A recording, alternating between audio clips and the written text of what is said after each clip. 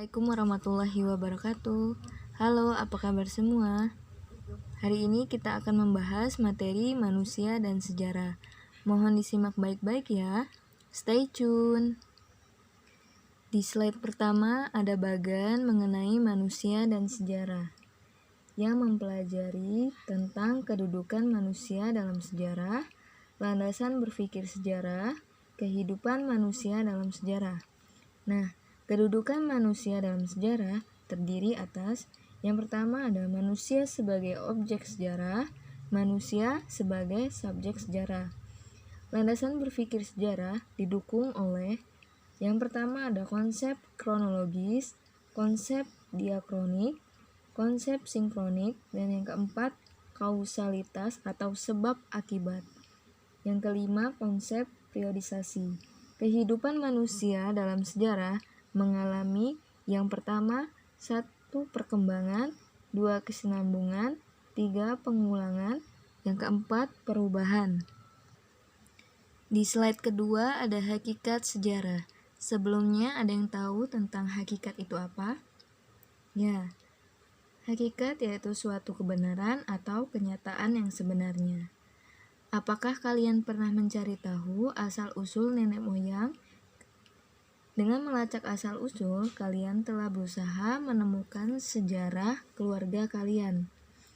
Sejarah keluarga berisi banyak kisah tentang silsilah dan kebiasaan-kebiasaan di dalam keluarga yang sudah dilakukan sejak dahulu. Lantas, apa yang dimaksud dengan sejarah?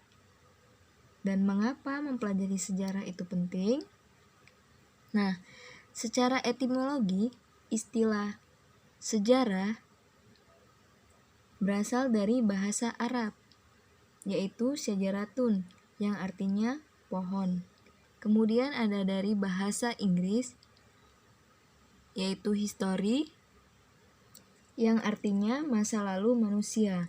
Kemudian ada bahasa Yunani, yaitu history, yang artinya ilmu. Sejarah memiliki dua pengertian, yaitu sejarah sebagai peristiwa dan sejarah sebagai kisah. Sejarah sebagai peristiwa menunjukkan pada peristiwa yang benar-benar terjadi pada masa lalu meskipun masih dalam hitungan tahun, bulan, hari, bahkan beberapa jam.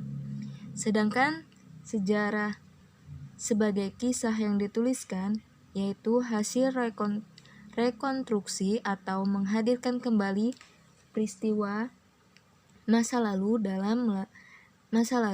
melalui tulisan. Yang artinya, ketika peristiwanya sudah berlalu, seorang sejarawan berupaya mengisahkan kembali dengan berbekal sumber-sumber sejarah. Sejarawan menggali dengan sejarah sebagai kisah. Sejarah sebagai kisah bukan berarti peristiwa sejarah apa adanya, melainkan hasil pengisahan yang dibuat oleh sejarawan. Slide ketiga tentang kedudukan manusia dalam sejarah.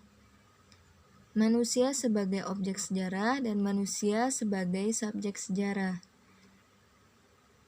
Mengapa dikatakan manusia sebagai objek sejarah? Nah, pada dasarnya sejarah adalah ilmu yang mempelajari tentang seluk-beluk aktivitas manusia. Dalam sejarah, manusia berkedudukan sebagai aktor utamanya. Oleh karena itu, sejarah merupakan ilmu tentang manusia. Manusia sebagai subjek sejarah. Sebagai subjek sejarah, manusia telah berkontribusi dalam penelitian dan penulisan sejarah. Jadi, manusia dan sejarah memiliki hubungan sangat erat. Keduanya adalah dui tunggal yang tidak dapat dipisahkan. Manusia adalah objek sejarah karena semua kisah sejarah berkaitan dengan manusia. Manusia juga berkedudukan sebagai subjek sejarah karena kisah sejarah tersebut ditulis oleh manusia. Di slide keempat ada konsep ruang dan waktu dalam sejarah. Dimensi ruang dan waktu menjadi perhatian dalam kajian sejarah karena kedua dimensi tersebut dapat menunjukkan peristiwa sejarah sebagai peristiwa yang khas dan unik. Kajian sejarah akan selalu terbatas pada tempat dan waktu tertentu. Oleh karena itu, peristiwa sejarah akan menunjukkan perbedaan di satu tempat dengan tempat yang lain.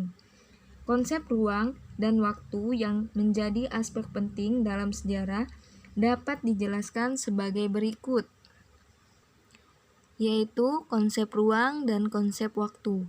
Dalam kajian sejarah, unsur yang tidak dapat dilepaskan adalah ruang atau tempat. Peristiwa hanya akan berlangsung di tempat tertentu.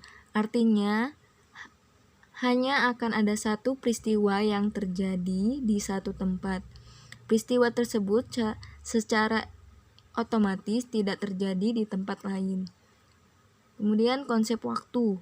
Dalam kajian sejarah, waktu menjadi bagian yang sangat penting. Waktu menerangkan kapan terjadinya peristiwa. Adanya keterangan waktu menunjukkan peristiwa sejarah memang benar-benar terjadi.